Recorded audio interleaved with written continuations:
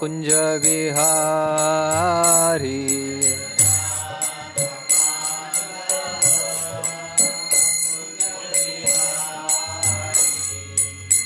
गोपी जनवल्लभ गिरिवरधारी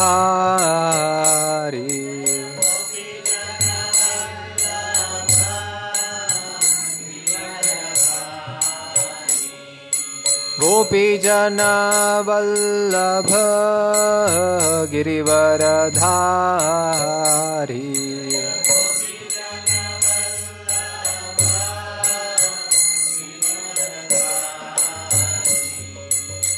यशोदानंदन व्रजजनरंजन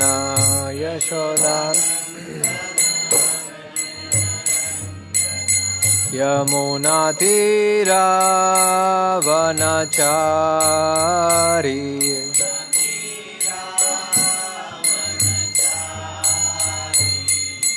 राधा माधव कुंज विहारी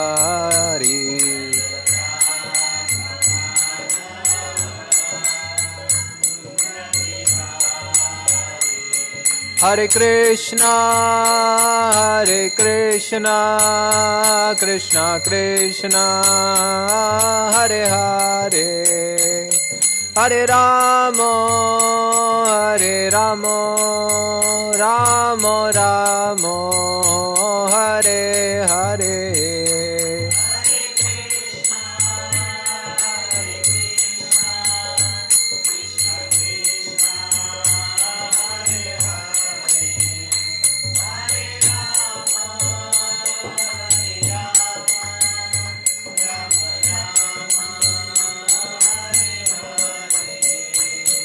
हरे कृष्णा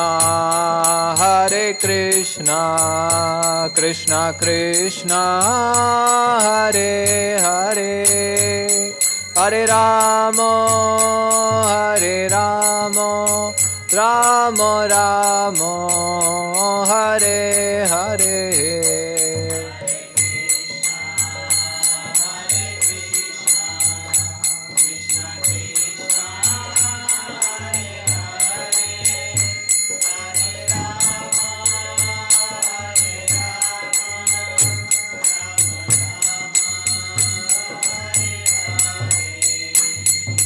हरे कृष्णा कृष्णा कृष्णा हरे हरे हरे राम राम राम हरे हरे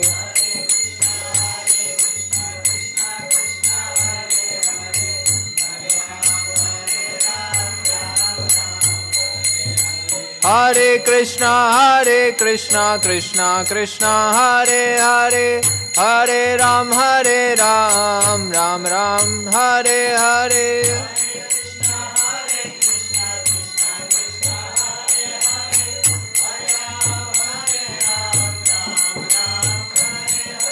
हरे कृष्णा कृष्णा कृष्णा हरे हरे हरे राम राम राम हरे हरे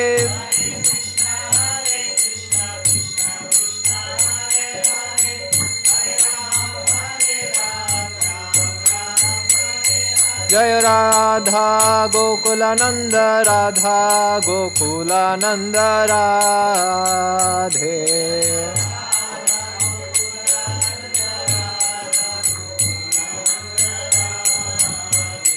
जय जगन्नाथ जगन्नाथ बलदेव जय सुभद्रा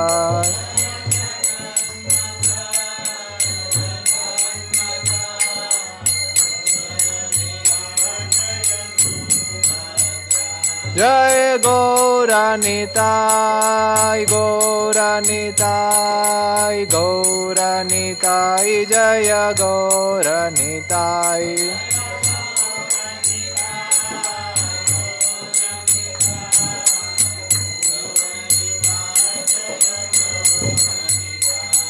प्रभुपाद प्रभुपाद प्रभुपाद जय जय प्रभुपाद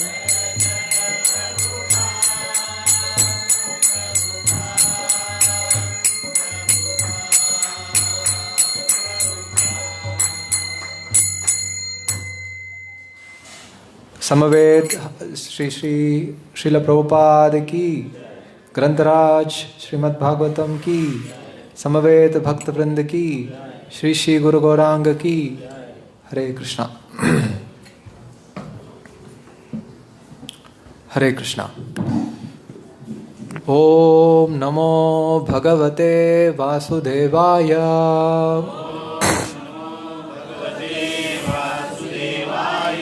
ओम नमो भगवते वासुदेवाय।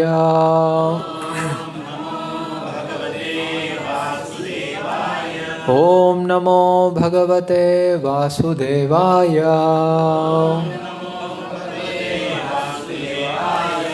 ओम अज्ञानतिमिरान्धस्य ज्ञानाञ्जनशलाकया चक्षुरुन्मीलितं येन तस्मै श्रीगुरवे नमः। श्रीचैतन्यमनोभीष्टं स्थापितं येन भूतले स्वयं रूपः कदा मह्यं ददाति स्वपदान्तिकं। वन्देऽहं श्रीगुरोः श्रीयुतपदकमलं श्रीगुरून् वैष्णवांश्च श्रीरूपं साग्रजातां सहगणा ललितान्वितं तं सजीवं साद्वैतं सावधूतं परिजनसहितं कृष्णचैतन्यदेवं श्रीराधाकृष्णपादान् सहगणा ललिता श्रीविशाखान्वितांश्च। नमो विष्णुपादाय कृष्णपृष्ठाय भूतले श्रीमते भक्तिवेदांत स्वामिन्निति नामिने। नमस्ते सारस्वते देवे गौरवाणी प्रचारिणे निर्विशेष शून्यवादी पाश्चात्यदेशतारिणे। नमो महावदान्याय कृष्णप्रेम प्रदायते कृष्णाय कृष्णचैतन्य नाम्ने गौरत्विषे नमः। हे कृष्ण करुणा सिंधो दीनबंधो जगत्पते गोपेश गोपिका कांत राधा कांत नमोस्तुते। तप्त कांचन गौरांगी राधे वृंदावनेश्वरी वृषभानुसुते देवी प्रणमामि हरिप्रिये। वाञ्छाकल्पतरुभ्यश्च कृपा सिन्धुभ्येव च पतितानां पावनेभ्यो वैष्णवेभ्यो नमो नमः। जय श्री कृष्ण चैतन्य प्रभु नित्यानंद श्री अद्वैत गदाधर श्रीवासादि गौरभक्तवृंद। हरे कृष्णा कृष्णा कृष्णा हरे हरे, हरे राम राम राम हरे हरे कृष्णा। तो इस मंगलवार के कार्यक्रम में आप सबका स्वागत है। तो हर मंगलवार इस 125वां श्रील प्रभुपाद का जन्म शताब्दी हम मना रहे हैं। तो उस अवसर पर हर मंगलवार हम श्रील प्रभुपाद जी का गुण गौरव कर रहे हैं अलग अलग विषयों के ऊपर। तो इस बार हम श्रील प्रभुपाद और ग्रंथ वितरण इसके बारे में चर्चा करेंगे। श्रील प्रभुपाद कैसे ग्रंथ वितरण शुरू किए, कैसे ग्रंथ का छपाई शुरू हुआ, तो उसके बारे में थोड़ा बहुत चर्चा करने का प्रयास करेंगे। तो पहली बार जब श्रील प्रभुपाद अपने गुरु से मिले थे तो उन्होंने प्रभुपाद जी को आदेश दिया था कि आप विदेश में प्रचार करो। और आखिरी पत्र श्रील प्रभुपाद जब प्रश्न पूछे थे तो आखिरी पत्र में भक्ति सिद्धांत सरस्वती ठाकुर प्रभुपाद जी को लिखे थे कि if you ever get money publish books and distribute them. यदि आपको पैसे मिले तो आप ग्रंथों को छापो और इनका वितरण करो। तो ये अंतिम आदेश था। तो भक्ति सिद्धांत सरस्वती ठाकुर ग्रंथों के छपाई को जोड़ देते थे, मंदिर निर्माण कार्य से इसको ज़्यादा जोड़ देते थे और इसका वितरण करने के लिए जोड़ देते थे। तो श्रील प्रभुपाद पहले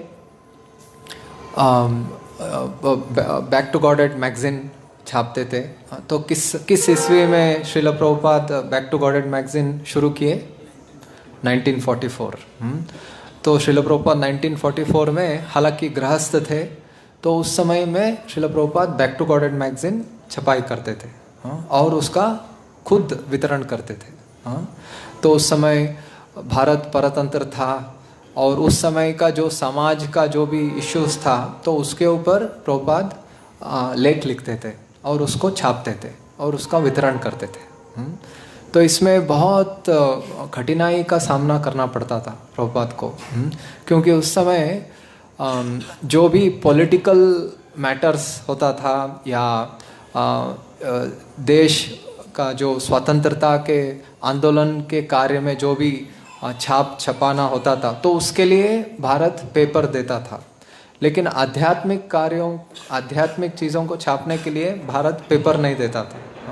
तो इतना आसानी से नहीं मिलता था, तो इसीलिए प्रभुपाद को बहुत कठिनाई होता था। तो उस समय पेपर मिलना भी कठिन होता था। तो फिर भी प्रभुपाद बहुत संघर्ष करते थे और इस ग्रंथों को छापते थे। तो ग्रंथों को छापते छापते उनको एक दिव्य आनंद का अनुभव होता था और इसका वितरण करते करते तो एक बार एक व्यक्ति प्रभुपाद से कहा कि आप ऐसे कुछ तो 4 पन्ने 10 पन्ने का एक मैगजीन देते हो तो इसको पढ़ के लोग फेंक देंगे, आप क्यों नहीं एक किताब प्रिंट नहीं करते? तो किताब तो वो हमेशा घर में रहेगा। तो प्रभुपाद ने सोचा ये व्यक्ति के द्वारा मेरे गुरु मेरे को आदेश दे रहे हैं और इसको बहुत सीरियसली लिए और ग्रंथ लिखना चालू किए और ग्रंथ छापने का चालू किए। तो पहला किताब प्रभुपाद प्रिंट किए। कौन सा है पहला किताब, आपको पता है कौन सा पहला किताब था जो हाँ वो तो है, उसके बाद जो किताब वो तो मैगजीन है। तो पहला किताब प्रभुपाद ने छापा easy journey to other planets. तो प्रभुपाद एक बार एक न्यूज़पेपर में एक लेख को पढ़े तो उसमें साइंटिस्ट लिखे थे एंटी मैटर करके। एंटी मैटर बोल के एक चीज़ होता है, जैसे भौतिक जगत में मैटर होता है, भौतिक चीज़ होते हैं, ऐसे भौतिक चीज़ के विरुद्ध भी ऐसे कुछ हो सकता है, ऐसे साइंटिस्ट ने कल्पना किया था। ऐसे एक न्यूज़पेपर में आर्टिकल आया था एक साइंटिस्ट का, तो उस वाक्य को लेके प्रभुपाद ने एक किताब लिखा उसको एलाबोरेट करके। तो वो एंटी मैटर आध्यात्मिक है आध्यात्मिक चीज़ है और आध्यात्मिक लोक है बहुत सारे। सो अन्य लोगों को हम जा सकते हैं, तो कैसे जाएंगे, तो उसके बारे में साइंटिफिक वर्ड्स यूज़ कर प्रभुपाद ने एक किताब लिखा था easy journey to other planets. तो जब प्रभुपाद एक किताब लिखे और बहुत सारे लोग इसका बहुत प्रशंसा किए, जो बहुत पंडित लोग भागवत लोग रहते हैं, जो लर्नर्ड सर्कल्स है, तो उसमें ये बुक फेमस हुआ था। तो उसके बाद प्रभुपाद भागवतम लिखना शुरू किए। तो अब संन्यास लिए थे, 1959 था, 1959 में प्रभुपाद जी संन्यास लिए। तो उसके बाद 1965 तक 6 साल में प्रभुपाद पहला स्कंद तो उसका छपाई किए। तो उससे पहले 1962 में प्रभुपाद को एक मौका मिला जापान जाने का। तो जापान में एक वर्ल्ड कॉन्फ्रेंस ऑर्गेनाइज किए थे, एक व्यक्ति का नाम था नकानो। तो वो व्यक्ति ऑर्गेनाइज किया था वर्ल्ड कॉन्फ्रेंस। तो उसमें प्रभुपाद का प्लान था कि 10वां स्कंद के एक अध्याय को छाप के तो उसको वहाँ पे प्रेजेंट करे। तो डिस्क्रिप्शन ऑफ ऑटम इन वृंदावन, तो ये एक अध्याय था। वृंदावन में ग्रीष्म नहीं, शरद ऋतु का वर्णन। तो वृंदावन में क्या क्या होता है, कैसे बादल आते हैं, कैसे कितना वृंदावन का सुंदरता, तो उसके बारे में वर्णन था उस किताब में। तो उस किताब को प्रभुपाद छापे जापान जाने के लिए। लेकिन कुछ कारणवश प्रभुपाद जापान नहीं जा पाए, क्योंकि जापान जाने का कीमत तब था 3,500 रुपये। तो उतना पैसे प्रभुपाद इकट्ठा नहीं कर पाए और गवर्नमेंट सपोर्ट नहीं किया प्रभुपाद को। तो उसके बाद 1961, 62, 63 तो इस समय प्रभुपाद श्रीमद् भागवतम लिखते रहे, पहला स्कंद। तो पहला स्कंद 3, अभी हम देखते हैं पहला स्कंद मोटा किताब है, तो पहले 3 भाग होता था पहला स्कंद का।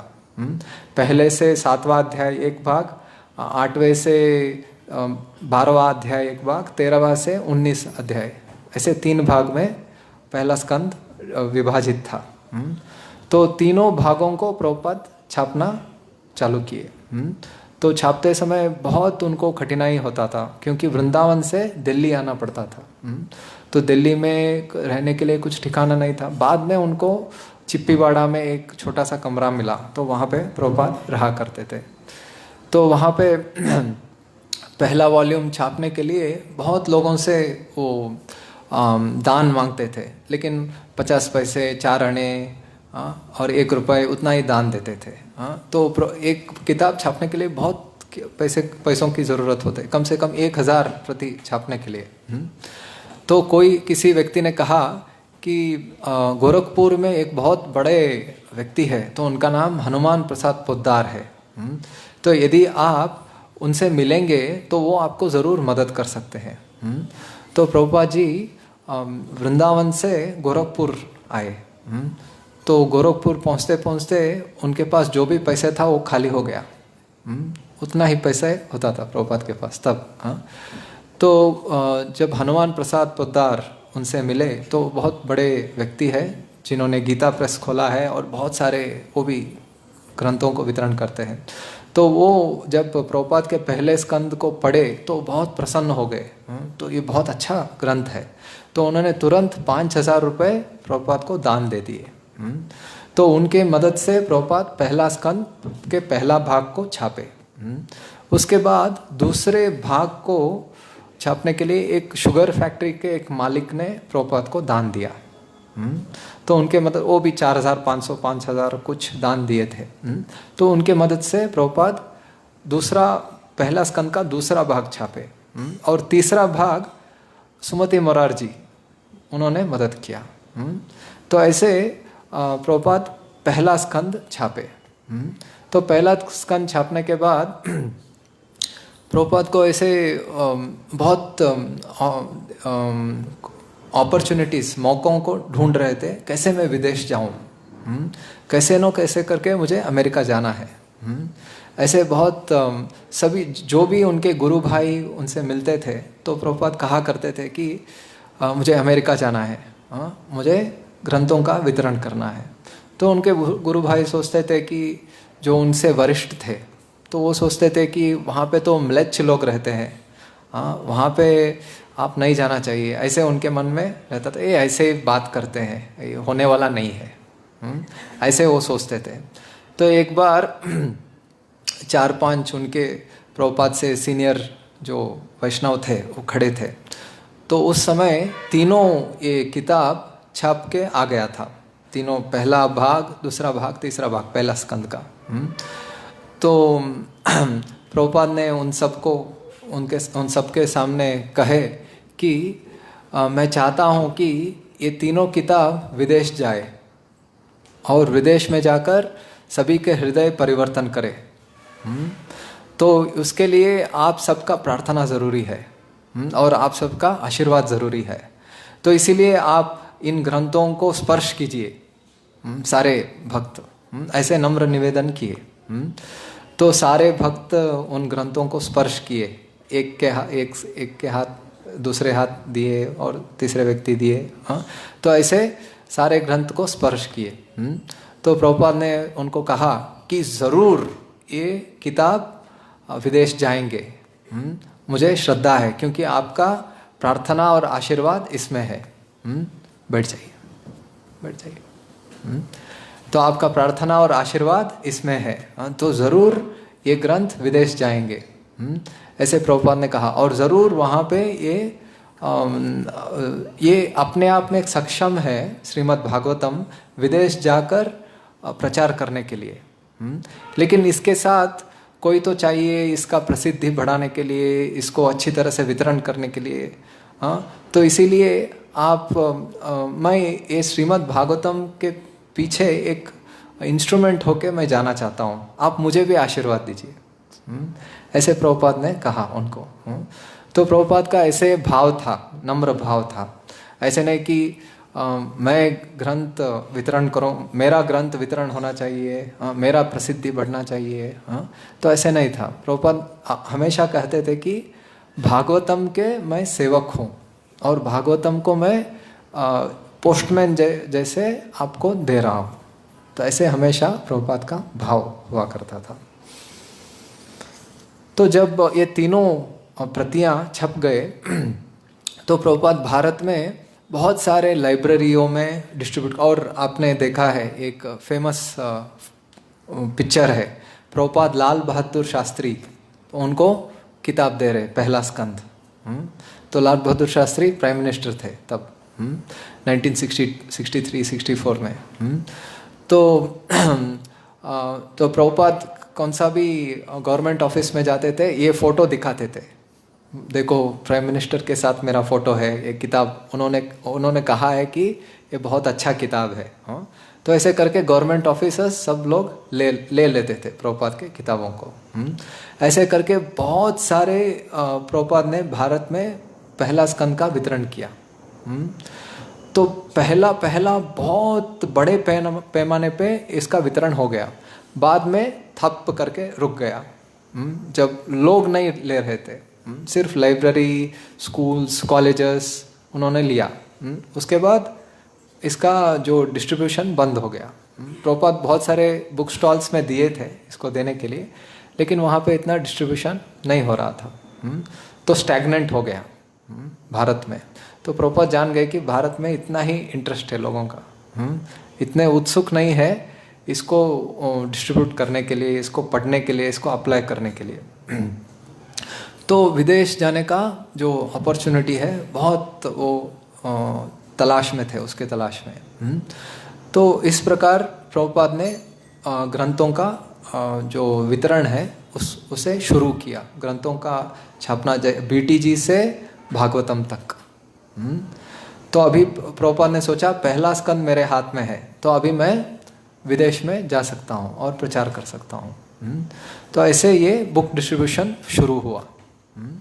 तो 1965, 66, 67 में इतना डिस्ट्रीब्यूशन नहीं होता था।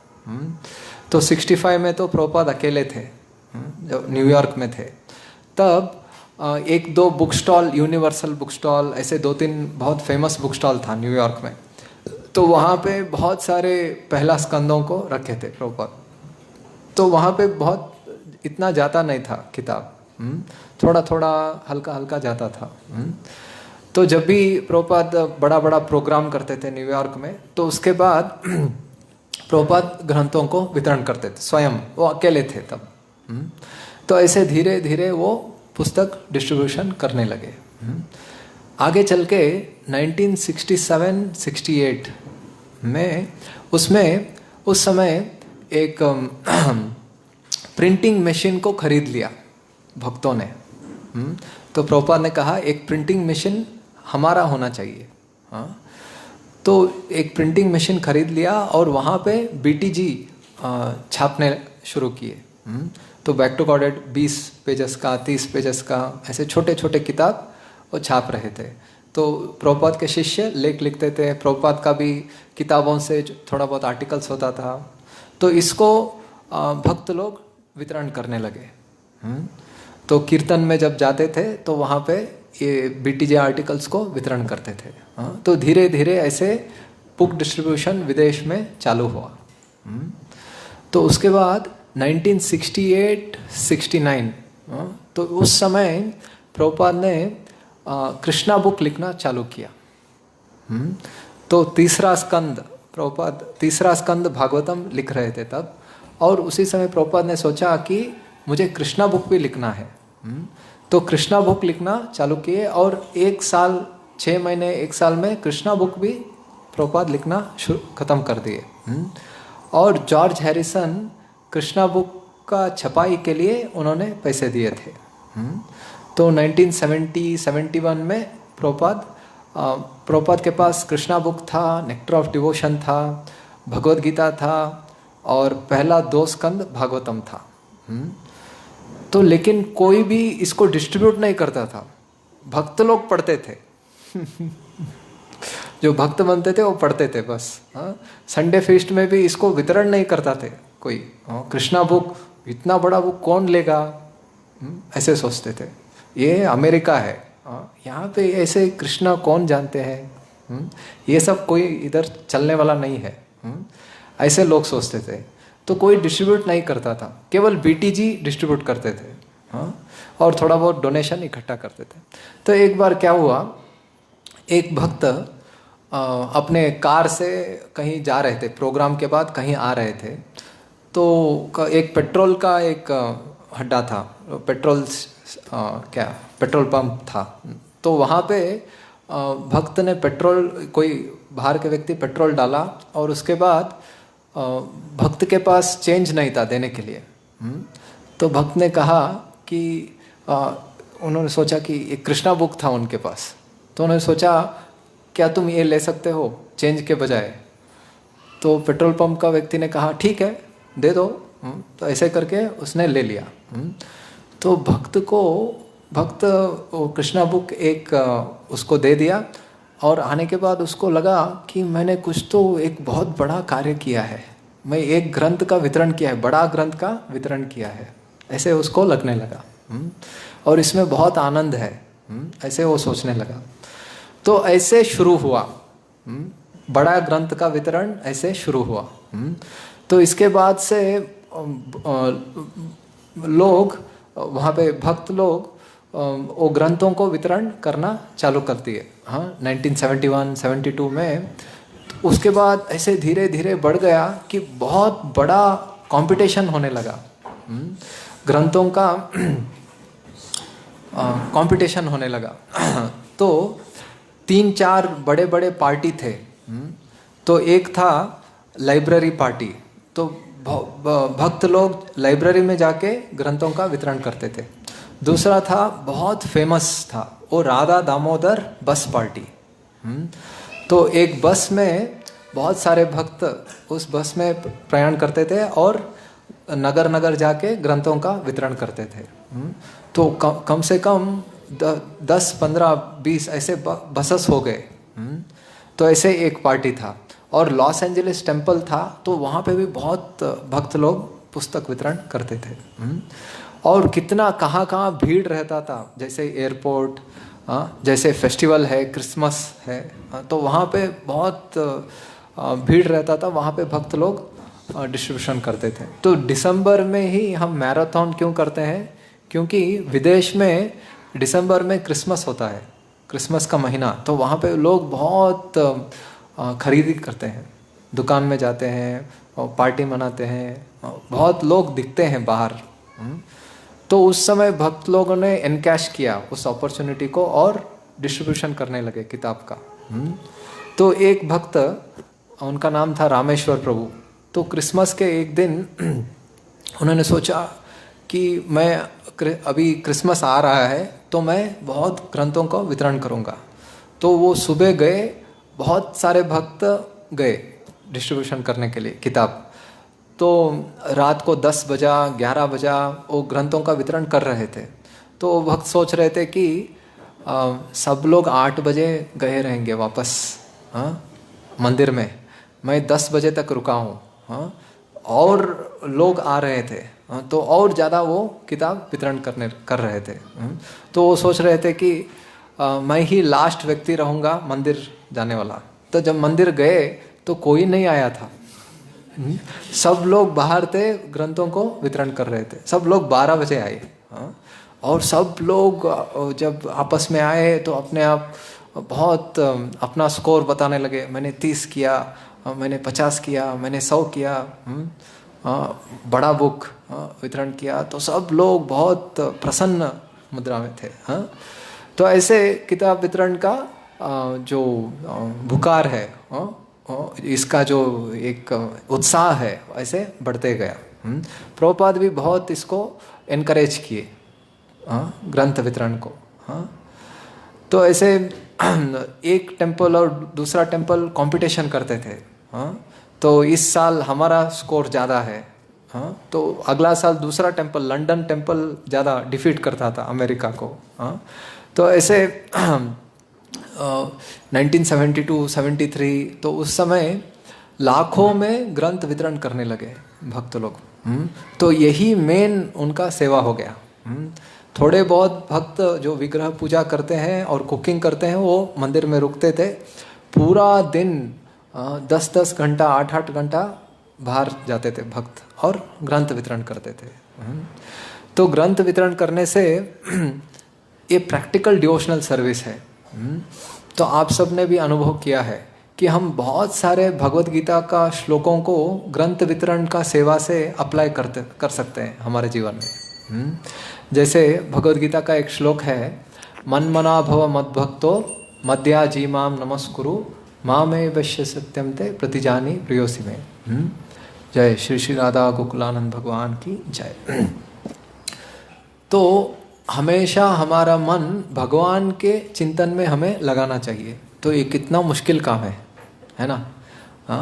जब करते समय कितना मुश्किल होता है, लेकिन जब हम किताब वितरण कर रहे हैं, हम बोलते हैं ना भगवत गीता लो, इसका दाम इतना है, इसमें इतना इतना श्लोक है, वर्ड टू वर्ड मीनिंग दिया है, ये एज इट इज़ है, ऐसे सब बोलते हैं ना हम। ये लार्जेस्ट सेलिंग भगवत गीता है, ऐसे सब हम बोलते हैं। तो भगवत गीता ही हम बोल रहे हैं ना। तो भगवत गीता ऐसे ग्रंथ वितरण करते समय हमारे मन कृष्ण में लगना बहुत आसान है। हालांकि हम बाहर जाते हैं, कितने लोगों से मिलते हैं, फिर भी ग्रंथ हमारे हाथ में रहता है। तो इसीलिए स्वाभाविक रूप से हम ये भगवत गीता के श्लोक को हम अपने जीवन में लागू कर सकते हैं। मन मना भव मद्भक्तो। और एक श्लोक हम अप्लाई कर सकते हैं, तृणादपि सुनीचेन तरोरिव सहिष्णुना। तो तृण से भी नीच होना चाहिए, वृक्ष से भी सहनशील होना चाहिए, वृक्ष से भी ज़्यादा सहनशील होना चाहिए।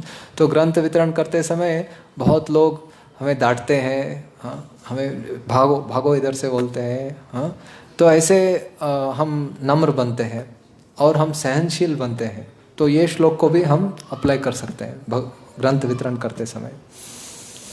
तो और एक श्लोक हम अप्लाई कर सकते हैं, प्रिया प्रिय। जो प्रिय परिस्थिति आता है या अप्रिय परिस्थिति आता है, कोई ग्रंथ वितरण कर रहा है तो उनको बोलते हैं, कोई व्यक्ति बोलते हैं आप बहुत अच्छे लोग हैं, आप बहुत बड़ा समाज सेवा कर रहे हैं, हमारे हिंदू धर्म का आप रक्षा कर रहे हैं। तो ऐसे आपका गुणगान करते हैं कोई लोग। इसको हाँ बहुत हमें आनंद होता है, मैं भी कुछ हूँ करके। कोई लोग ऐसे बोलते हैं, ऐसे डांटते हैं आपको, काम नहीं धंधा नहीं, आ गया सुबह सुबह किताब पकड़ के आ गया, ऐसे डांटने लगते हैं। तो इससे हम दोनों परिस्थितियों में समान रहना चाहिए। तो वो भगवत गीता के श्लोक को हम अप्लाई कर सकते हैं। तो ऐसे ग्रंथ वितरण करने से हमें बहुत लाभ मिलता है। कोई व्यक्ति बहुत गर्वित है तो ग्रंथ वितरण करते करते उसका गर्व कम हो जाएगा। कोई व्यक्ति बहुत डिप्रेशन में है, वो ग्रंथ वितरण करते करते उसको बहुत उत्साह आ जाएगा। तो ऐसे ग्रंथ वितरण करने से हमें बहुत लाभ मिलता है और प्रभुपाद को हम प्रसन्न कर सकते हैं। तो ये थोड़ा बहुत ग्रंथ वितरण के बारे में मैं चर्चा किया। अभी और एक विषय के बारे में मैं चर्चा करूँगा। एक 1973 और 74 उस समय श्रील प्रभुपाद चैतन्य चरितामृत को अनुवाद किए थे। तो चैतन्य चरितामृत ग्रंथ है, वो 18 वॉल्यूम का ग्रंथ है। तो इसको श्रील प्रभुपाद अनुवाद किए थे, लेकिन 1975 में प्रभुपाद दुख व्यक्त कर रहे थे कि इसका छपाई नहीं हुआ है। हालांकि मैं अनुवाद किया हूँ, लेकिन इसको छापे नहीं है आप लोग। तो इससे बहुत दुखी थे प्रभुपाद। तो 1975 अप्रैल में रामनवमी के दिन कृष्ण बलराम मंदिर का ओपनिंग हुआ। तो उसके बाद प्रभुपाद एक विदेश ट्रिप था उनका, भारत से विदेश जाने वाले थे। तो 3-4 महीना विदेश में रुकने वाले थे। तो वहाँ पे एक भक्त थे कृष्ण बलराम मंदिर में, वो अमेरिका से आए थे, तो उनका नाम था रामेश्वर प्रभु। तो प्रभुपाद ने उनको कहा कि मैं बहुत दुखी हूँ कि हमारा ग्रंथ जो है वो छप नहीं रहे हैं, तो इससे मुझे प्रेरणा नहीं मिलता है और लिखने के लिए। ऐसे प्रभुपाद कहने लगे। हाँ, तो रामेश्वर प्रभु इस वाक्य को अपने हृदय को लिए और लॉस एंजलिस जाकर वो एक बीबीटी ऑफिस खोल दिए, एक नया ऑफिस बना दिए ताकि वहाँ पे सुचारू रूप से बुक प्रोडक्शन हो जाए। तो प्रभुपाद क्योंकि बहुत जल्दी करो ऐसे बोल रहे थे, तो उन्होंने ऐसे एक मॉडर्न इंस्ट्रूमेंट्स का सेटअप किया कि जो एक किताब 4 महीने में होता था, एक किताब का छापाई 4 महीने लगता था, तो उसको उन्होंने एक महीने में कर दिया। तो एक किताब 1 महीने के अवधि में छपाई हो जाएगा। ऐसे उनका सिस्टम था, ऐसे प्लानिंग था। तो प्रभुपाद भारत से पहला हवाई आए, तो हवाई में प्रभुपाद थोड़ा दिन रुके और वहाँ पे पत्र लिखे लॉस एंजलिस को कि मैं बहुत दुखी हूँ कि चैतन्य चरितामृत अभी छपा नहीं है। 5वां स्कंद भी मेरा अनुवाद करके हो गया है, 4था स्कंद भी छपा नहीं, 4था 5वां स्कंद अभी बचा है, केवल 3 स्कंद छपा है।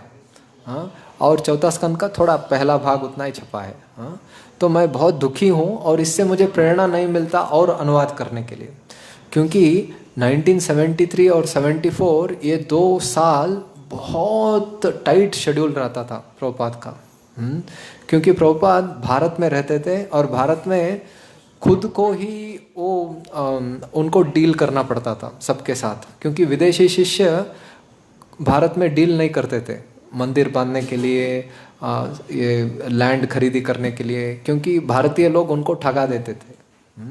इसीलिए सारा जो मैनेजमेंट भारत में प्रभुपाद के जिम्मेदारी था।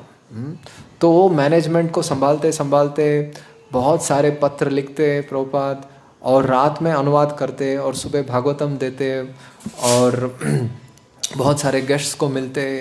हाँ, तो ये सब इतना हेक्टिक शेड्यूल होने के बाद भी और ट्रैवलिंग करते। हाँ, तो प्रभुपाद ये चैतन्य चरितामृत को संपन्न किए थे, वो कंप्लीट किए थे। तो जब ये संदेश रामेश्वर प्रभु और राधा वल्लभ प्रभु, वो जो 2 भक्त थे, तो उनको पहुंचा, तो उन्होंने बहुत प्रयास किया कि इसका छपाई 1 महीने में 1 किताब हो जाए, ऐसे उन्होंने प्लान किया। तो प्रभुपाद हवाई से लॉस एंजलिस आए।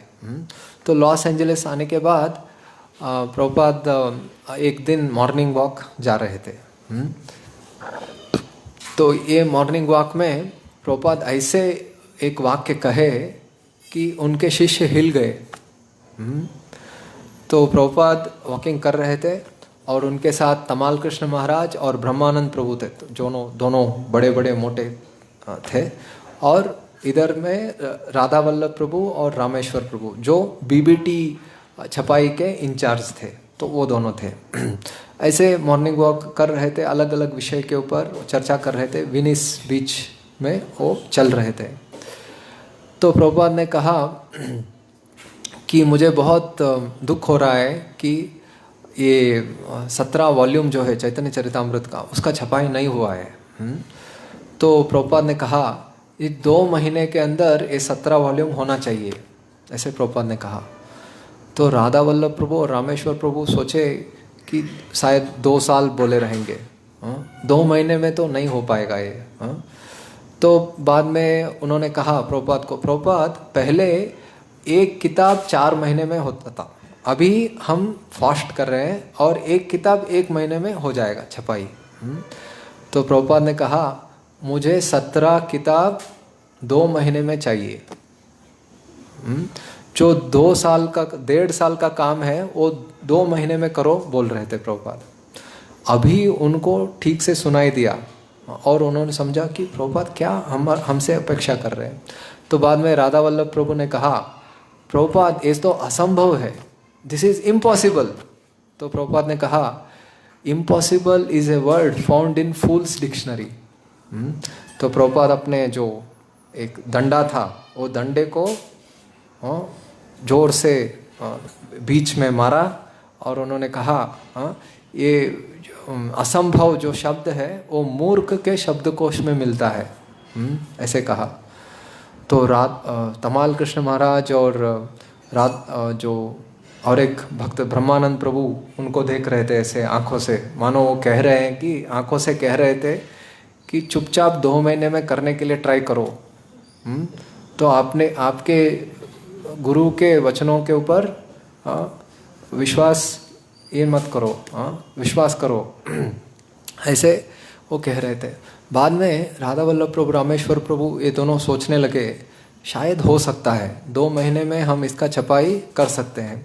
तो प्रभुपाद को उन्होंने बोला कि हमको थोड़ा समय दीजिए, हम भक्तों से थोड़ा मीटिंग करेंगे और हम आपको बताएंगे। ऐसे वो मॉर्निंग वॉक से मंदिर चले गए डायरेक्ट। तो प्रभुपाद कंटिन्यू किए वॉकिंग, और मंदिर जाकर बहुत सारे भक्तों को इकट्ठा कर कर उन्होंने कन्विंस किया कि हमें 2 महीने में 17 बुक का छपाई करना है। तो उसके लिए क्या क्या चाहिए? तो पहला बंगाली एडिटर चाहिए, क्योंकि चैतन्य चरितामृत बंगाली में है। तो जो बुक को छापना है तो कुछ मिस्टेक्स नहीं होना चाहिए ना, तो एडिटिंग का ज़रूरी है। प्रूफ रीडिंग एक व्यक्ति चाहिए, बहुत आर्टिस्ट चाहिए जो बहुत सारे चित्रों को बनाए। तो प्रभुपाद को उन्होंने कहा कि हमारा मेन प्रॉब्लम है कि बंगाली एडिटर इतना फास्ट काम नहीं कर सकता, क्योंकि संस्कृत हम कर सकते हैं क्योंकि थोड़ा बहुत आदत हो गया है, लेकिन बंगाली को हमें इतना फास्ट हम नहीं कर पाएंगे इसका एडिटिंग। तो प्रभुपाद ने कहा मैं रहूँगा लॉस एंजलिस में, तो कितना आपको मदद चाहिए, मैं जो भी आपको समझ में नहीं आता है मैं इसको सिखाऊंगा, ऐसे प्रभुपाद ने कहा। तो बाद में रामेश्वर प्रभु ने सारे इस्कॉन टेम्पल्स को कॉल किए और जो भी आर्टिस्ट है सबको बुला दिया लॉस एंजलिस को, और जो भी प्रूफ रीडर्स है, एडिटर्स है, जो भी किताब प्रोडक्शन के लिए जो भी टीम है, तो उन सबको बुला दिया। तो लगभग 60 भक्त इकट्ठा हो गए और उनका मैराथन चालू हो गया। सुबह भक्त लोग 4:30 बजे मंगलारती अटेंड करते थे, 16 माला जप करते थे और पूरा दिन प्रेस में रहते थे, बीबीटी प्रेस में पूरा दिन काम करते थे।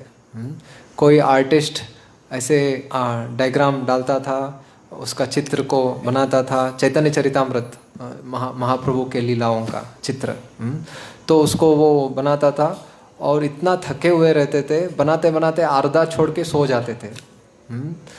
तो कोई और आर्टिस्ट उसको ख़त्म कर देता था और ये उठ के देखता था ख़त्म हो गया चित्र। तो ऐसे चल रहा था इनका मैराथन। तो भक्त लोग कभी एक बार खाना खाते थे, कभी खाना भूल जाते थे। तो ऐसे बहुत हार्ड वर्क कर कर वो पूरा दिन ऐसे कर रहे थे। तो भक्त लोगों को एक दिव्य आनंद का अनुभव हो रहा था, क्योंकि उनका पूरा जो शक्ति है वो कृष्ण के सेवा में लगा रहे थे। और वो किताब प्रोडक्शन करते करते वो केवल कृष्ण को और प्रभुपाद को देख रहे थे। तो आप सबको भी अनुभव रहेगा, जब रथ यात्रा होता है तो पूरा दिन सेवा ही सेवा रहता है, तो आपको भी कृष्ण का अनुभव होता है। तो ऐसे ही वो मैराथन था उस समय। तो बहुत सारे भक्त ऐसे प्रयास करने लगे पूरा दिन। तो 15 दिन हो गया, 1 महीना हो गया, और 10 बुक छप गया 1 महीने के बाद। तो ऐसे उनका कॉन्फिडेंस बढ़ने लगा, होगा।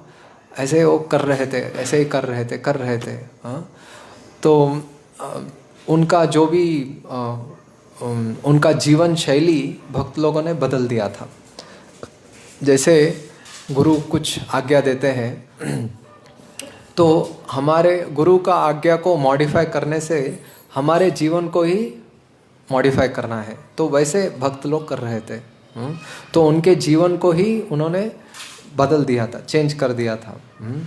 तो ऐसे वो उनको अनुभव हो रहा था कि जो गुरु का जो वाक्य है तो उसमें कितना ताकत है, कितना पोटेंसी है। तो ऐसे सभी भक्त महसूस कर रहे थे। तो 2 महीने के बाद पूरा 17 वॉल्यूम रेडी हो गया। तो पूरा 17 वॉल्यूम चैतन्य चरितामृत रेडी हो गया।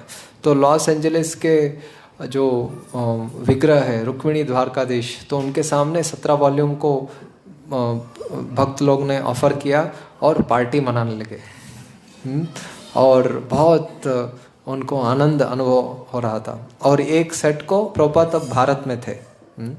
तो 1975 में प्रभुपाद इंदिरा गांधी को मिलने के लिए आए थे। तो कोई एक भक्त प्रभुपाद का इंदिरा गांधी से एक मीटिंग अरेंज किए थे। इसीलिए प्रभुपाद को ज़रूरी था कि वो भारत आए। तो भक्त लोग ऐसे चैतन्य चरितामृत का 17 वॉल्यूम को प्रिंट किए। तो ऐसे पब्लिशिंग और बुक प्रोडक्शन और बुक डिस्ट्रीब्यूशन को प्रभुपाद बहुत जोर देते थे। तो 1975 में उस समय प्रभुपाद इंदिरा गांधी को मिले। लेकिन 2 दिन पहले ही बांग्लादेश का जो प्राइम मिनिस्टर है तो उसका मर्डर किए थे कोई। इसीलिए इंदिरा गांधी बहुत डरी हुई थी।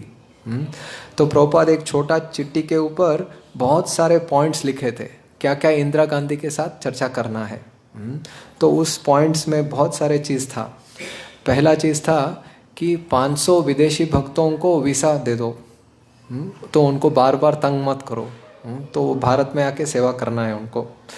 और था कि सारे MP MLA जो है तो वो 16 माला जप करना चाहिए। और हर ये लेजिस्लेटिव जो असेंबली है तो वहाँ पे कीर्तन होना चाहिए, हर फैक्ट्री में कीर्तन होना चाहिए। तो ऐसे जो ब्राह्मण लोग हैं उनको ही नियुक्त करना चाहिए। ऐसे बहुत सारे पॉइंट्स प्रभुपाद लिखे थे, तो उसके बारे में चर्चा करना था। लेकिन इंदिरा गांधी इतनी डरी हुई थी तो वो ज़्यादा कुछ बोली नहीं और मीटिंग को एंड कर दिया। और प्रभुपाद चले गए। तो प्रभुपाद बाद में सोचने लगे कि ये सही समय नहीं था उनको मिलने का, ऐसे सोचने लगे। तो और भी एक बार विदेशी भक्त इंदिरा गांधी से मिले थे।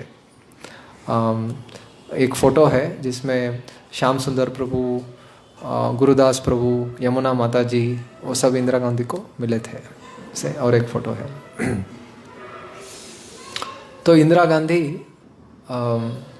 प्रभुपाद को इतना सपोर्ट नहीं किए थे। जब प्रभुपाद विदेश में थे पहली बार तो एक व्यक्ति था जिसका नाम था सिंघानिया, पद्मपत सिंघानिया।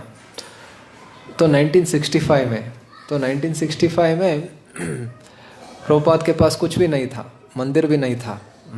तो तब पद्मपत सिंघानिया 7 लाख रुपए मैं दे सकता हूँ भारत से, क्योंकि वो बहुत बड़ा इंडस्ट्रियलिस्ट था। वो सोच रहा था कि जैसे बिरला मंदिर भारत में है तो वैसे एक मंदिर न्यूयॉर्क में होना चाहिए। तो ऐसे प्रभुपाद उनके संपर्क में आए थे और वो 7 लाख रुपए देने के लिए रेडी था। लेकिन इंदिरा गांधी बोल दिया कि भारत से कोई भी पैसे विदेश नहीं जा सकता, ऐसे बोल दिए। तो प्रभुपाद का वो भी एक आशा खत्म हो गया कि भारत से कुछ सपोर्ट नहीं मिलेगा। तो बाद में लाल बहादुर शास्त्री से कुछ वो रहेंगे तब पैसा मिल सकता है, ऐसे प्रभुपाद सोचे थे। लेकिन लाल बहादुर शास्त्री का मृत्यु हो गया रशिया का विजिट में। तो ऐसे भारत से कुछ भी सपोर्ट प्रभुपाद को नहीं मिला। तो ये किताब वितरण का ये जो अगला महीना है तो ये शुरू हो रहा है। तो प्रभुपाद को बहुत विश्वास था इन किताबों में। जब प्रभुपाद पहली बार विदेश में उतरे तो वहाँ पे उन्होंने एक भजन लिखा। तो कौन सा भजन है? मार्किने भागवत धर्म।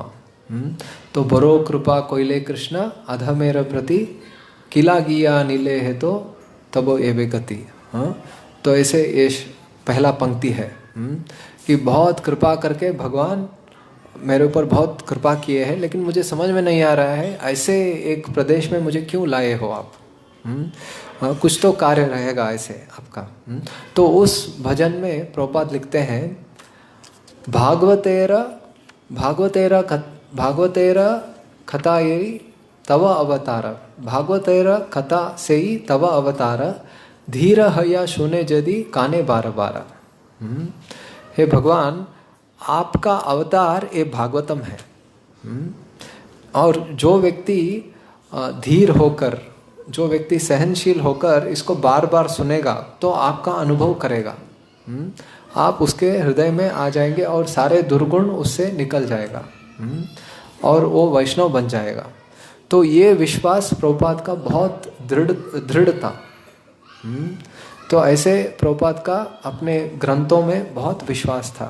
तो इस श्रद्धा से प्रभुपाद प्रचार करते थे और ग्रंथ वितरण करते थे।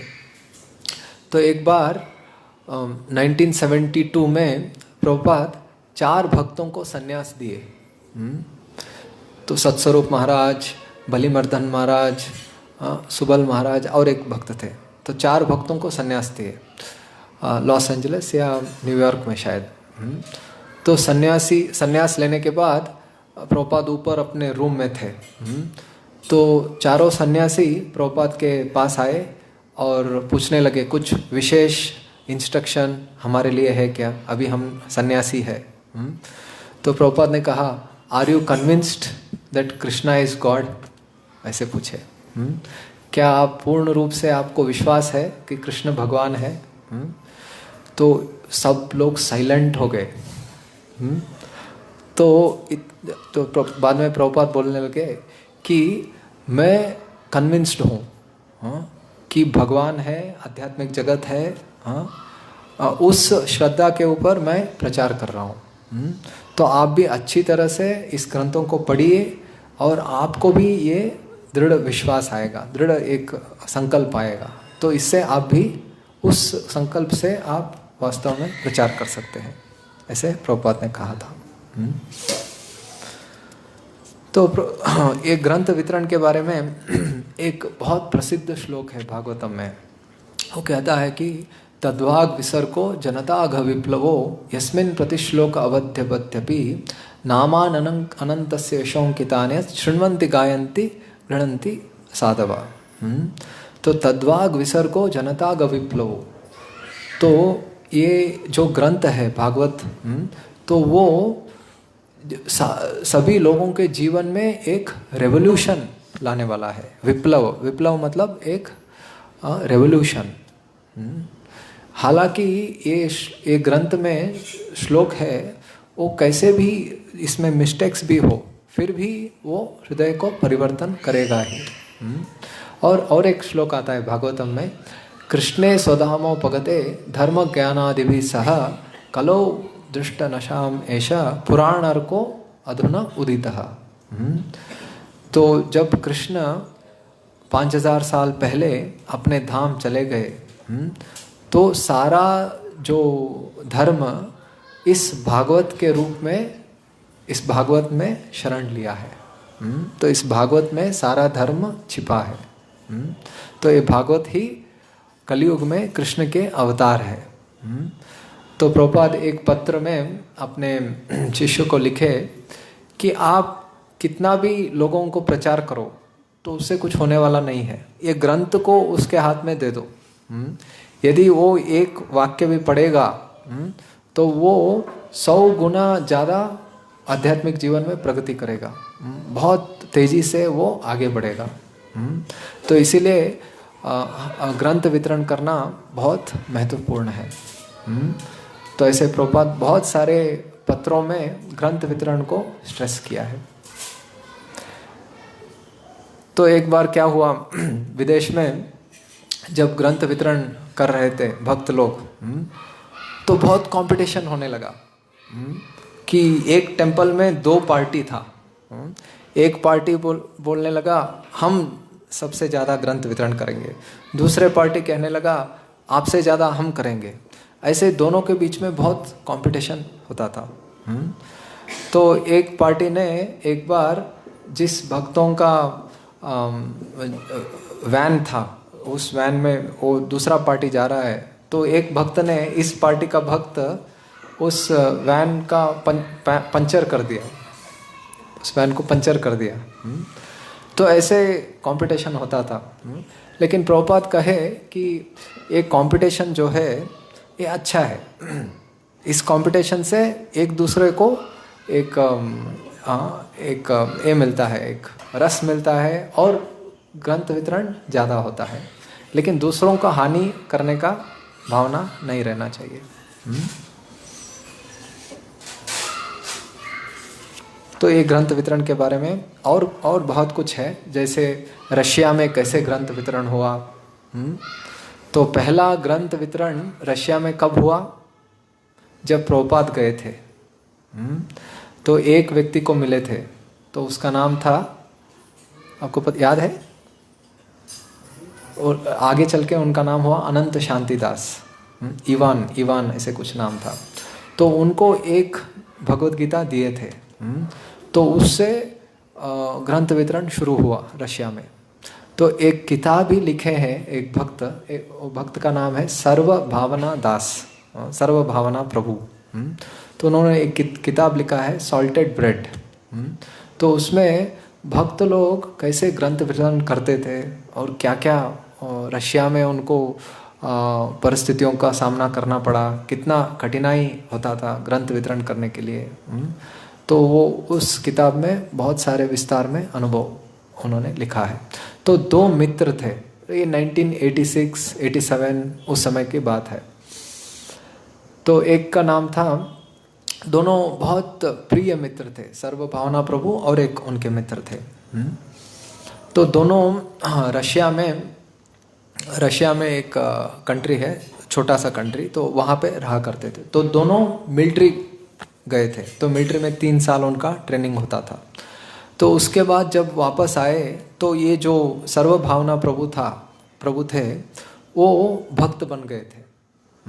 और उनके मित्र को भी वो भक्ति में लाना चाहते थे। तो दोनों एक दिन, क्योंकि रशिया में तब भक्त लोग छिपके करते थे जो भी उत्सव करना है। तो एक दिन गौर पूर्णिमा था, 1986-87 का बात है। तो गौर पूर्णिमा को सारे रशिया के भक्त जो थे वो इन दोनों भक्तों को इनवाइट किए थे। तो ये दोनों भक्त बहुत उनके गांव से कहीं तो दूर कहीं तो था, और वो बिल्डिंग के अंदर छिप के वो छोटा सा धीरे धीरे करताल, धीरे धीरे मृदंग बजाते थे। क्योंकि यदि करताल मृदंग का आवाज़ सुनाई दिया तो जो वहाँ रशिया के पुलिस था तो वो सभी लोगों को अरेस्ट करके जेल में डाल देता था। ऐसे भक्त लोग बहुत बार जेल में जाके आ चुके थे। तो उसमें से एक भक्त थे, उनका नाम था सन्यास प्रभु, सन्यास दास उनका नाम था। तो वो बुक डिस्ट्रीब्यूशन कैसे करना है बहुत अच्छी तरह से जानते थे। तो उनको सब लोग बचा के रखते थे। लेकिन एक बार उनको भी जो पुलिस था जेल में डाल दिया। तो ऐसे बहुत सारे घटना हो रहा था रशिया में। तो रशिया में इतना, एक बार पुलिस ने सारे भक्तों को जेल में डाल दिया था। तो जेल में सुबह 4 बजे अलग अलग जेल के जो सेल्स रहता था, तो सब लोग मंगल आरती गाते थे सुबह 4 बजे और जप करते थे। तो इतना उनका विश्वास था। और उनको पता है कि ग्रंथ वितरण करते करते हम पकड़े गए तो हमको पक्का जेल में डालेंगे। फिर भी उनका इतना विश्वास था ये ग्रंथों के ऊपर, वो ग्रंथ वितरण करते थे। तो बहुत ऐसे कठिनाई से रशिया में प्रचार हुआ। तो आगे भी, क्योंकि रशिया एक कम्युनिस्ट कंट्री है, तो वहाँ पे जो वहाँ पे हेड रहते, जो कोई भी रिलीजन वहाँ पे नहीं होना चाहिए। ऐसे वहाँ पे कंट्री, अभी तो ऐसा नहीं है लेकिन पहले ऐसे था। तो जो भी चीज़ बहुत दबा के रखेंगे वो विस्फोट होगा एक दिन। तो धर्म को रशिया में दबा के रखे थे जो नेता थे वहाँ के। तो अभी बहुत बड़े पैमाने पे रशिया में ये हरे कृष्णा जो हरे कृष्णा रिलीजन है वो फैल रहा है। तो ऐसे कहा गया है कि in Russia ISKCON is the fastest growing religion. तो इस्कॉन बहुत बड़े पैमाने पे फैल रहा है रशिया में। तो बहुत सारे ऐसे घटना हुआ रशिया में कि पुलिस जो था वो बहुत भक्तों को सताता था। तो एक बार क्या हुआ, एक घटना याद आ रहा है मुझे, उसके बारे में थोड़ा बहुत वर्णन करता हूँ। तो एक बार क्या हुआ कि एक पुलिस था, वो भक्तों को बहुत सताता था।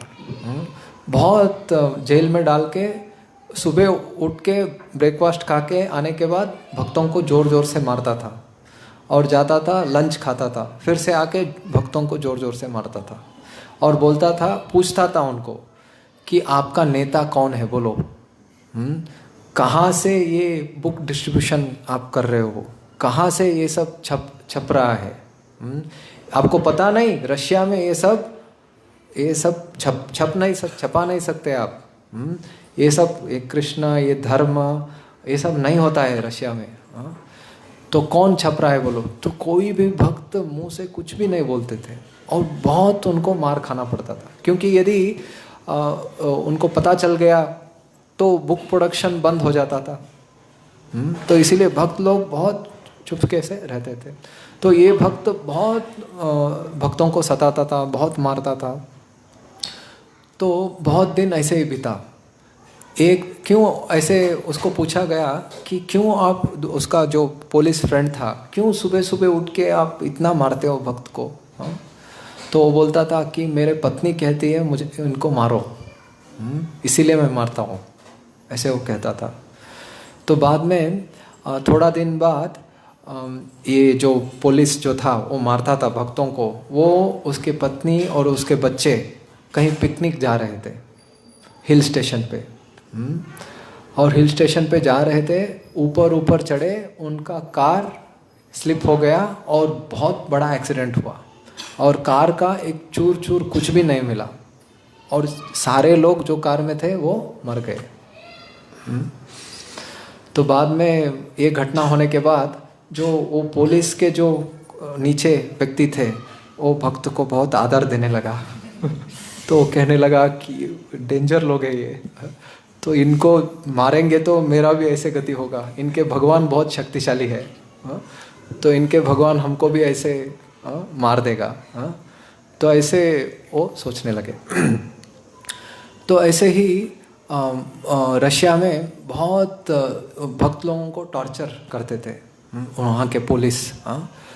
तो एक बार 7 भक्तों को गिरफ्तार किए। तो वहाँ पे वो सर्वभावना प्रभु उस ग्रंथ में लिखते हैं कि बहुत बार पुलिस उनको जेल में डालते थे, और 1 महीने बाद वापस छोड़ देते थे। तो फिर से वो ग्रंथ वितरण करते थे। ग्रंथ वितरण करते समय वो अलग वेश में हो जाते थे, दूसरे गांव में जाते थे, ऐसे बहुत सारे उन्होंने परम्यूटेशन कॉम्बिनेशन करते थे।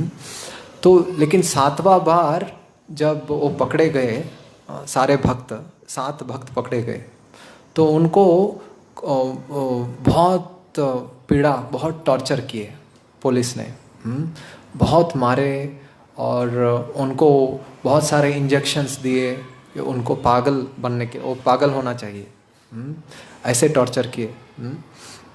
तो उसके बाद उनको साइबेरिया भेज दिए। तो साइबेरिया ऐसे जगह है, बहुत ठंड होता है वहाँ पे। वहाँ पे जेल जो रहता है तो बहुत भयानक रहता है। वहाँ पे बहुत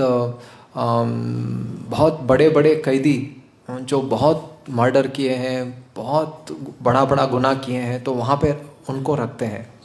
तो उनके साथ में भक्तों को डाल दिए। तो तब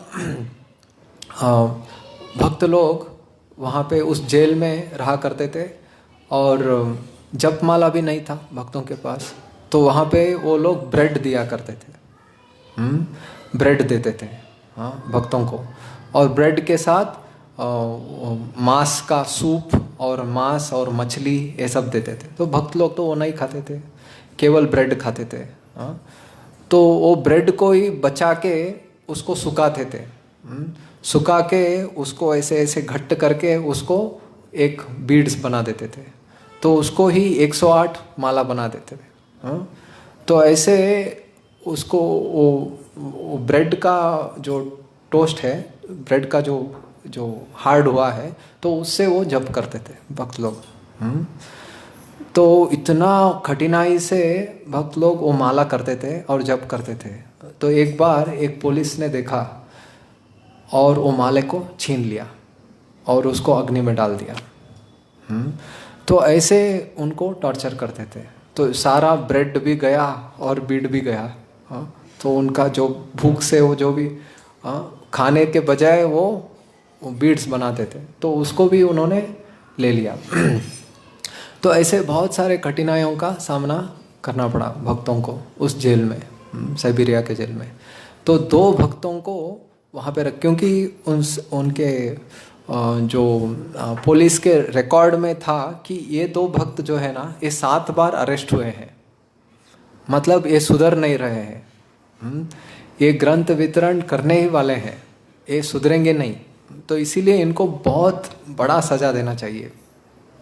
ऐसे करके उनको बहुत भयानक जगह साइबेरिया में भेज दिया था। तो उसमें एक भक्त बच के आ गए, लेकिन एक भक्त का मृत्यु हो गया, एक भक्त शरीर छोड़ दिए। तो वो भक्त का नाम था सच्चिदानंद प्रभु, ऐसे कुछ तो है, मुझे याद नहीं है, आपको कोई तो याद है तो बोल सकते हैं। तो सचीसुत शायद उनका नाम था, सचीसुत उनका नाम था।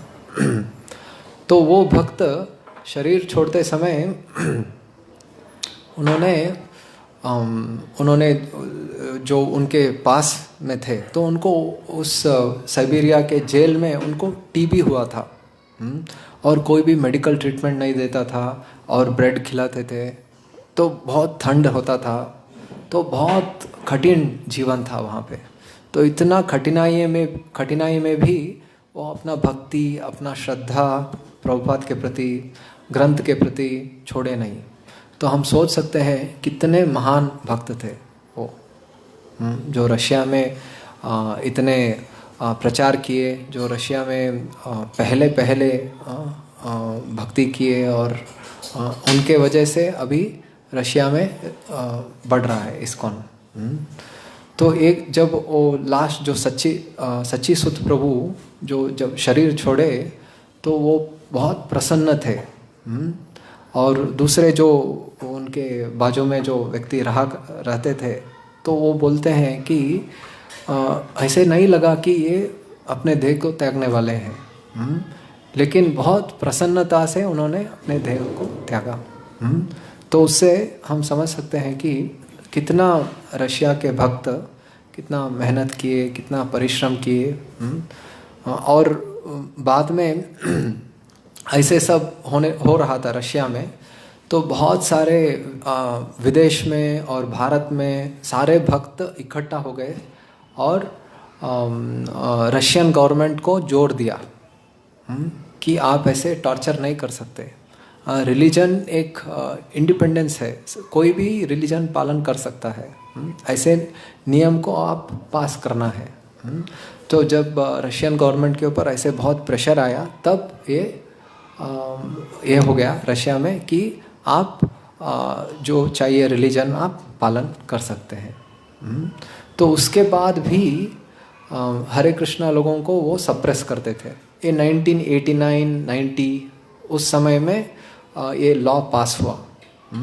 तो उसके बाद भी रशियन गवर्नमेंट हरे कृष्णा लोगों को अनऑफिशियली सप्रेस करते थे। तो एक बार रशिया के मंदिर को, एक जगह मंदिर था, तो वहाँ पे गुंडे लोग अटैक किए थे और भक्तों के जो भी सामान है, जो भी विग्रह में जो भी आभूषण है, सब तोड़ के पैसा सबको लेके गए। और भक्त लोग पुलिस को कंप्लेंट किए, तो पुलिस लोग हंस रहे थे, पुलिस भी गुंडों से मिले थे। तो ये सब होने के बाद ऐसे सामना करना पड़ा। और वहाँ पे जो क्रिश्चियन लोग थे रशिया में, ये 96-95 उस समय वो क्रिश्चियन लोग रेडियो में अनाउंस किए कि हरे कृष्णा लोग बहुत डेंजरस है, तो उनका किताब आप पढ़िए मत। ऐसे सब अनाउंस करते थे हरे कृष्णा रिलीजन को सप्रेस करने के लिए।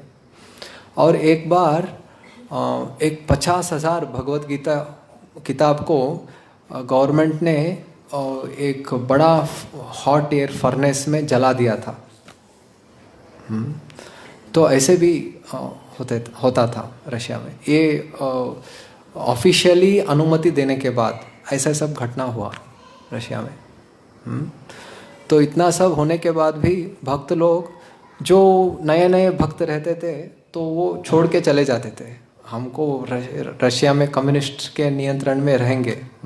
लेकिन जो बहुत दृढ़ थे, बहुत श्रद्धालु थे, तो वो टिक जाते थे। वो कुछ भी हो जाए, हम उनका श्रद्धा टूटता नहीं था। तो ऐसे ऐसे सब घटनाएं रशिया में हुआ। तो सॉल्टेड ब्रेड बोल के एक किताब है, तो आप इस किताब को पढ़ सकते हैं। मैं बहुत संक्षिप्त रूप में इसके बारे में चर्चा किया। हरे कृष्णा। तो आज हम क्या क्या चर्चा किए? श्रील प्रभुपाद कैसे बुक डिस्ट्रीब्यूशन शुरू किए, कैसे मैगजीन से किताब easy journey to other planet उसको छापे, और उसके बाद भगवद गीता, श्रीमद् भागवतम को छापे, और कैसे पहली बार ग्रंथ वितरण शुरू हुआ अमेरिका में। पेट्रोल पंप से शुरू हुआ। तो कृष्णा बुक डिस्ट्रीब्यूट किए भक्त, और क्रिसमस में इसका डिस्ट्रीब्यूशन बढ़ गया। और बहुत सारा 1973-74 में लाखों के संख्या में भक्त लोग बुक डिस्ट्रीब्यूशन कर रहे थे। लेकिन भारत में प्रभुपाद बुक डिस्ट्रीब्यूशन ऐसे इंट्रोड्यूस नहीं किए। तो पहले प्रभुपाद लाइफ मेंबरशिप इंट्रोड्यूस किए भारत में। तो जो लाइफ मेंबर बनता है उनको पूरा जो भी सेट है प्रभुपाद का किताब, वो सब मिल जाता है। ऐसे बुक डिस्ट्रीब्यूशन इंडिया में ऐसे शुरू हुआ। लाइफ मेंबरशिप से बुक डिस्ट्रीब्यूशन शुरू हुआ। तो अभी भारत में आज दोपहर को प्रभु जी बता रहे थे, नागेंद्र प्रभु जी बता रहे थे कि इस भद्र पूर्णिमा में 27,000 भागवतम सेट्स डिस्ट्रीब्यूट हुआ है। 27,000। तो आप सोच सकते हैं। और इस साल मायापुर दिल्ली टेम्पल को डिफीट किया है। तो मायापुर में बहुत भागवतम सेट वितरण हुआ है मायापुर टेम्पल में। और बंगाली भागवतम बहुत डिस्ट्रीब्यूट हुआ है। तो हर बार, और पिछले साल पूना टेम्पल दिल्ली टेम्पल को हराया है। तो दिल्ली टेम्पल से ज़्यादा पूना का स्कोर था पिछले साल। तो ऐसे हम सब का प्लान है इस साल श्रील प्रभुपाद के ग्रंथ का वितरण बड़े पैमाने पे करें, क्योंकि अभी लॉकडाउन नहीं है, कुछ नहीं, कोरोना सब समाप्त हो गया है। तो आप सब ग्रंथ वितरण कीजिए। आपका सत्संग मंडल, तो एक प्लान है कि क्योंकि 125वां साल है, तो हर एक व्यक्ति या हर एक सत्संग मंडल 125 ग्रंथ कम से कम भगवत गीता या कृष्णा बुक वितरण करना चाहिए। ऐसे एक प्लान है। तो हमारे ब्रह्मचारी आश्रम से हम 2000 टारगेट रखे हैं। 2000 ग्रंथ वितरण करेंगे। तो एक पार्टी बाहर जाएगा और एक पार्टी यहाँ पे सिटी में बुक डिस्ट्रीब्यूशन करेगा। ऐसे प्लान है अब तक। आज मीटिंग हुआ था। तो आप भी इस ग्रंथ वितरण के जो महीने में आप भी इसको ग्रंथ वितरण कीजिए और इसका आनंद आप भी लुटिए। हरे कृष्णा। जय श्रील प्रभुपाद की। ग्रंथराज श्रीमद् भागवतम की।